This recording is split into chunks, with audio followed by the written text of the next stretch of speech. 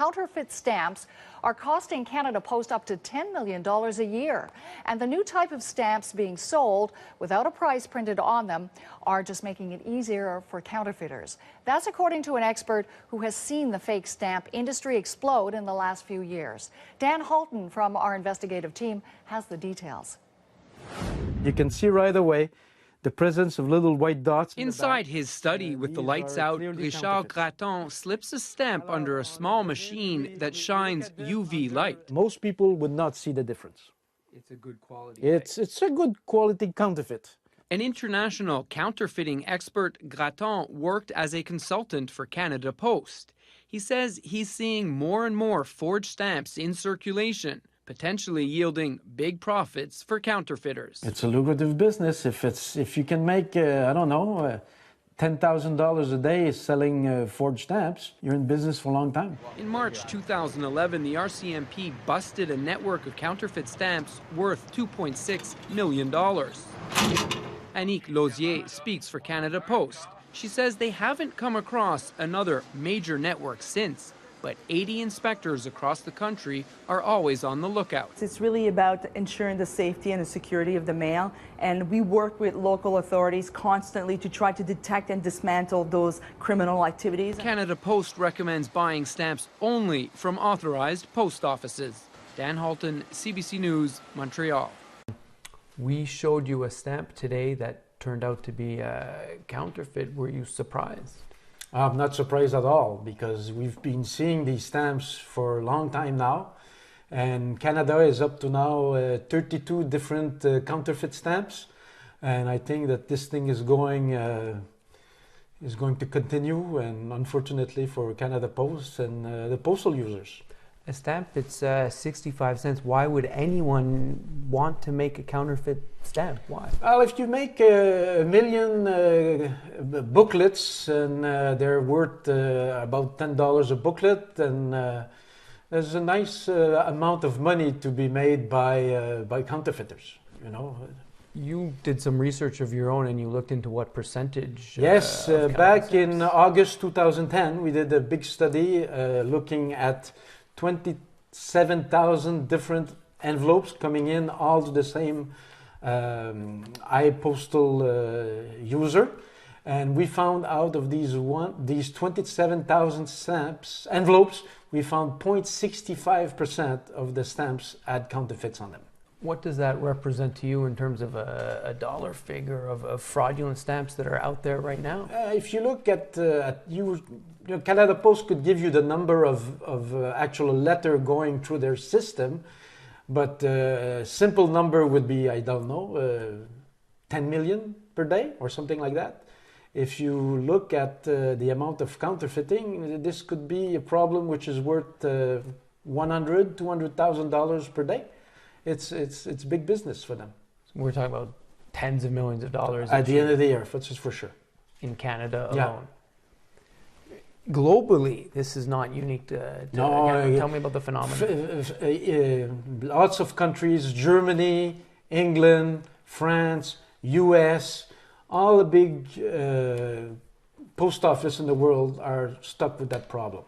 Is that people, use these modern presses, and they use these papers and the self-stick paper, which is easier to acquire than the gum paper that you had a few years ago. Also, perforations were very difficult to reproduce. Now with the self-stick stamps, the perforation are printed on, die cut, and it's a very simple task for a counterfeit to do that. That was my next question. How easy it is? Do you have to be an expert? Can anyone, without unveiling any secrets, we don't want to give anyone ideas, how easy is it to counterfeit? Yeah, I don't think it is that easy. I think you need to be a good printer. Also, you need to be quite a dishonest printer, because you have to do that in your backyard with doors closed. You can't ask your employees to help you print these stamps. So it must be a little gang of people doing these things. In terms of the stamp that we showed you, you said it was familiar to you. In 2011, there was a big arrest of the Vancouver Olympic stamps. This was not the same. This is a little bit different, but the big arrest in 2011, I think it was the stamps with the church had been counterfeited in 2009. But as I said, 2009 there were 6 different, 2011 there's 7 different, 2012 there's more, you know, so there's more and more every year. So not really sure what the RCMP, what they caught there, but because they don't talk too much about these things. What does that tell you, though, to know that they're different counterfeits of the same stamp, different years? What does that say to you? Well, what does that say to me is that the door is open and we'll be seeing these things for a long time, because these stamps are what we call the permanent stamps, and these stamps will always be good. So if a forger, a counterfeiter has done some of these, he can sell them today, he can sell them in a month, he can sell them in 5 years, and these stamps will still be good to be used on your mail. How risky is it for Canada Post to make permanent stamps? How, in terms of... It's very good for the user, because the user really like these permanent stamps, because they don't have to buy an extra 1 or 2 cent stamp. So these stamps are always good. And Canada Post also likes when you go to a post office and you buy a bunch of 10 stamps at a time instead of buying 1 by 1. So if you buy 10, you know that they'll be good forever. So, you know, I think that Canada Post likes that, and the postal users also, they like that. In your expertise, you studied this from you said, you know, the beginning of stamps. What do you know of the people, if you can say this, I don't know, who makes the stamps? Who's making counterfeit stamps? Most of them have been arrested, so that's the good news. Maybe not with the case where the stamps have been printed in Europe, but most of the stamps counterfeiters in Canada have been arrested, and most of them have been produced in Quebec also. So printers, big printing houses in Quebec, some of them have done some of these, and Imprimerie Casavant, and in Laval, and in Montreal, but all of them have been arrested. So, but you mentioned there's international gangs as well. There's international gangs, and plus the recent issues, we're not sure where they come from. The paper looks to be coming from North America, but it's possible that, you know, we need to study more of these. You know, you're not allowed to have any to study, so it's difficult to. So we hope that Canada Post will be using a good paper chemist to look at these things. In just a couple last questions. How, in some of the examples that you've seen, how good are the quality of the counterfeit? I mean, the counterfeits are normally extremely well done, and the normal person cannot see a difference. The normal postal employee cannot see the difference, and your mailman cannot see the difference. Basically, the design is always pretty good. You know, there's not a big difference in color or paper.